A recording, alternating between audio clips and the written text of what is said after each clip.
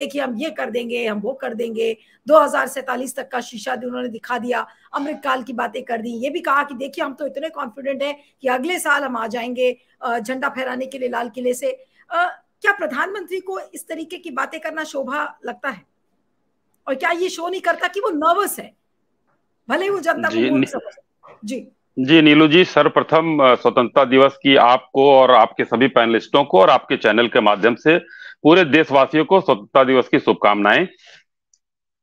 और मैं ये कहता हूं कि माननीय मोदी जी का भाषण बहुत ही शानदार रहा, बहुत ही जानदार रहा, बहुत ही दमदार रहा। न वो कोई चोला ओढ़ते हैं, न उनको चोला ओढ़ने की जरूरत है। चोला तो कोई भेड़िया ओढ़ता है, कोई चोला कोई घमंडी ओढ़ता है, अहंकारी ओढ़ता है। चोला वो नहीं ओढ़ते हैं। वो आईएनडी अलायंस वाले चोला ओढ़ते हो, मैं नहीं कह सकता। माननीय प्रधानमंत्री जी जो कहते हैं वो करते हैं। और भाषणों का विश्लेषण तो हर जगह होता है, कोई दिक्कत नहीं, आप लोग अपने हिसाब से करेंगे। विचारों का जो है कभी भी कोई जरूरी नहीं कि अपने विचारों से सबको कोई संतुष्ट करे। आप यहाँ पर कुछ लोग असंतुष्ट हो सकते हैं, कहीं दूसरे जगह संतुष्ट हो सकते हैं, तो ये चलेगा, ये सतत प्रक्रिया है, वो चलती रहेगी। मगर आज का भाषण इतना शानदार था उनका। एक कहावत कही जाती है कि सपने भी अगर अपनी औकात के हिसाब से आप देखोगे तो वास्तव में आप गरीब हो। हिंदुस्तान एक गरीबों का देश कहा जाता है, भिखारियों का और साधुओं का देश कहा ही जाता है। तो अगर 47 का और आगे का सपना माननीय प्रधानमंत्री जी देख रहे हैं, इसका मतलब कि उनका विजन क्लियर है, वो आगे ले जाना चाहते हैं। और जो लोग उसी में जीना चाहते हैं उन लोगों ने दिखा दिया। आज उन्होंने परिवार जन की बात की, आज भाइयों बहनों की बात छोड़कर परिवार जन की बात की। 140 करोड़ जनता को अपने परिवार की बात किया उन्होंने। और उन्होंने कहीं उनको ये नहीं कहा कि आप लोग राक्षस हो, वोट जो नहीं देता वो राक्षस है। ये कहने वाली पार्टियां भी हिंदुस्तान में हैं कि आम जनता को राक्षस कहती हैं। दूसरी तरफ 2014 के भाषण में मैं आपको लेकर चलना चाहता हूं। वहां पर माननीय प्रधानमंत्री जी ने एक विजन दिया था स्वच्छता अभियान का। याद करिए लाल किले की प्राचीर से उनका भाषण। और आज हिंदुस्तान में हम आप करते हो ना करते हो, लेकिन उस समय जो बच्चे थे 8-9 साल पहले, 4 साल, 5 साल, 6 साल के, जिनके समझ में आता था, वो आज भी अगर टॉफी चॉकलेट का कोई रैपर होता है तो गाड़ी के बाहर नहीं फेंकते हैं, वो रख लेते हैं और हमको आपको समझाते हैं कि पिताजी गंदगी नहीं करनी है। वो जनमानस पर असर पड़ा था। बापू के बाद स्वच्छता का अभियान अगर इस देश में किसी ने चलाया तो माननीय नरेंद्र मोदी ने चलाया। और आज वो जन जन में है, चाहे वो शौचालय के माध्यम से हो, चाहे वो सफाई रखने के माध्यम से हो। दूसरी उन्होंने योजना की जो बात की थी, जनधन योजना, जिसका मजाक हमारे लोग विद्वान लोगों ने और हमारे विरोधी दलों ने उड़ाया था। और आज वही जनधन योजना, चाहे वो गहलोत जी की सरकार हो या योगी जी की सरकार हो, कोई भी सरकार पूरे देश में हो, जनधन योजना के माध्यम से लोगों के पास पैसे पहुंच रहे हैं। 1 रुपया जाता है तो 1 रुपया पहुंचता है। वो 85 पैसा कांग्रेसी लूटने का काम नहीं करते हैं कि जो बीच में कांग्रेसी खा जाते थे 85 पैसा, वो नहीं खाते। 1 का 1 रुपया पहुंचता है।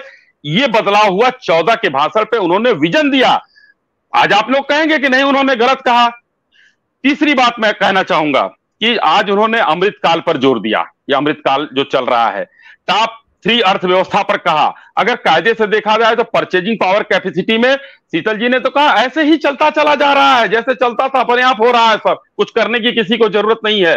करने की जरूरत थी शीतल साहब। इसी देश का रिजर्व खत्म हो चुका था। चंद्रशेखर जी प्रधानमंत्री बनाए जाते हैं और यहां से 47 टन सोना जाता है। इसकी उससे उठे रिजर्व खत्म था, सोना गिरवी रखना पड़ा कितने करोड़ रुपए के लिए। आज वो देखिए परदीर से पलट चुका है। हमारा रिजर्व देखिए, हमारा सोना देखिए, सब कुछ देखिए हमारा आज क्या बदला है, इस पर हमको बात करने की जरूरत है। और 13-13.5 करोड़ गरीबी रेखा से आगे आ चुके हैं। इसको तो आप लोग खारिज ही करेंगे, कोई उसमें वो नहीं है, क्योंकि कांग्रेसी खारिज करते हैं। आप लोग तो बुद्धिमत आदमी हैं, खारिज कर सकते हैं। लेकिन इसके आंकड़े सरकारी कुछ दिनों में आ गए थे पीछे, अभी भारत की उसने किया। लेकिन आप अभी शीतल जी ने भी कहा नीति आयोग से कहलवाते हैं, नीति आयोग से कहलवाते हैं कि भारत किस दर से आगे बढ़ेगा। आईएमएफ भी हमारे पिताजी का गुलाम है या हमारे अंडर में काम करता है। उसने क्या कहा है, भारत विश्व की सबसे तेजी से बढ़ती हुई अर्थव्यवस्था है, 5.9 के हिसाब से बढ़ रही है। और यूके -0.03, वो क्या कहते हैं यूएसए 1.6, चाइना 5.2। ये आईएमएफ के आंकड़े हैं, हमारे नहीं है। और आईएमएफ में जो है भारतीय जनता पार्टी का कोई वहां चीफ नहीं बैठा हुआ है, वो भी एक न्यूयॉर्क टाइम्स की बात मानते हैं। आप लोग सबकी बात मानते हैं तो आईएमएफ की बात भी माना कीजिए। आज किसी ने कहा कि नूहू हिंसा पर नहीं बोले, और शायद जावेद जी ने कहा कि नूहू हिंसा पर नहीं बोले जो भाइयों को। जावेद भाई देखिए, बड़ा परसेप्शन सेट किया गया, वो मोनू मानेसर और कौन और किसने दंगा फैलाया, किसकी वजह से हुआ, वो पता चल गया कि कौन था वहां। आम आदमी पार्टी का मुख्य आरोपी जो है आम आदमी पार्टी का है, और एक विधायक है, उसके ऊपर भी आरोप है, जांच चल रही है। और मोनू मानेसर को वही अशोक गहलोत जी की सरकार के डीजीपी का बयान आ गया कि उसकी इस हिंसा में कोई हाथ नहीं है, और न पिछले वाले दोनों मौत में उसका हाथ था, वो अपराधी नहीं है। वहां से ये यहीं पर बैठकर परसेप्शन सेट किया गया था कि मोनू मानेसर है। और उसमें क्या इस देश में हिंदुओं को जनसभा निकालने की वो नहीं है, छूट नहीं है? मुसलमानों से या सिखों से या ईसाइयों से या किसी से हिंदू लेकर चलेंगे, या मुहर्रम का जुलूस हिंदुओं से पूछकर कोई निकालेगा? कौन सा सेकुलर देश है ये? परसेप्शन सेट मत किया जाए कि नूहू में क्या हुआ था, उसमें सरकार का फेलियर था, उसमें वहां के लोगों अब खोज के निकाल रही है सरकार। जो है, किसी को बिलबिलाने की जरूरत नहीं है, जो अपराधी होंगे निकाले जा रहे हैं और पकड़ के उनको जो है उनको सजा दी जाएगी। तीसरी बात, आयात घटा है, शीतल साहब ने कहा। शीतल साहब, क्या पूरे विश्व में जो है मंदी नहीं है? आयात घटे चाहे निर्यात घटे, मंदी का असर नहीं पड़ता है। आपने कह देना तो बड़ा 17% घटा और 16% घटा, ये कहने की बात नहीं है। पूरे विश्व में मंदी है और उस मंदी का सबसे कम असर हिंदुस्तान में पड़ा है। आप कह रहे हैं कि कुछ नहीं, हमारे हिंदुस्तान में 9 साल में कुछ नहीं किया। हमारे हिंदुस्तान ने भाई आयरन ओर था और क्या था, ये सब संसाधन वो थे और संसाधन आगे भी रहेंगे वो। लेकिन जो आज मोबाइल की इंडस्ट्री देख लीजिए, एक इंडस्ट्री जो बाहर चाइना में फैक्ट्रियां लगती थी वो यहां पर लग रही हैं, उसका एक्सपोर्ट ही हो रहा है।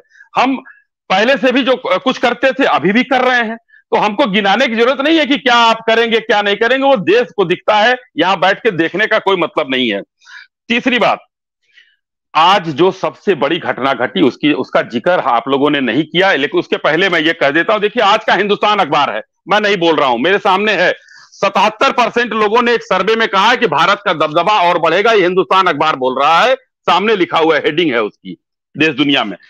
तो देश के लोग अपने 77%, जितने मान लीजिए कि 50,000 1 लाख लोगों में सर्वे हुआ होगा, कुछ 77%, 2 लाख हुआ हो, 20,000 हुआ हो, कुछ तो हुआ होगा। देश के लोग कह रहे हैं कि देश और भारत का दबदबा बढ़ेगा।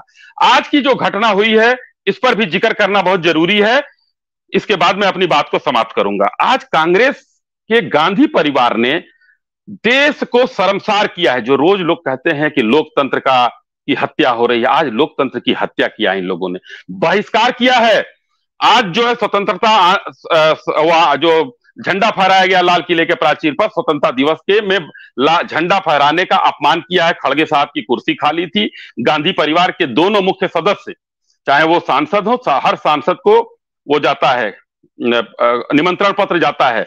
इन लोगों को निमंत्रण पत्र गया था और ये लोग नहीं आए, यानी कि गांधी परिवार और कांग्रेस ने आज बहिष्कार किया है स्वतंत्रता दिवस का।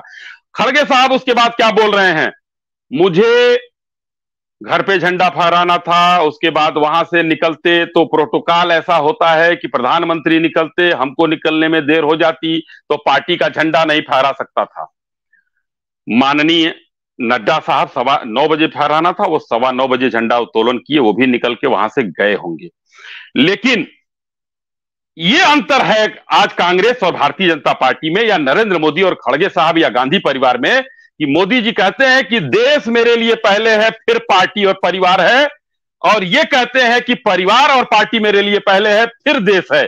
आज ये साबित हो गया स्पष्ट रूप से कि मोदी जी का और इन लोगों में कितना विजन का फर्क है, चाहे उसको कोई भी कुछ कहता रहे।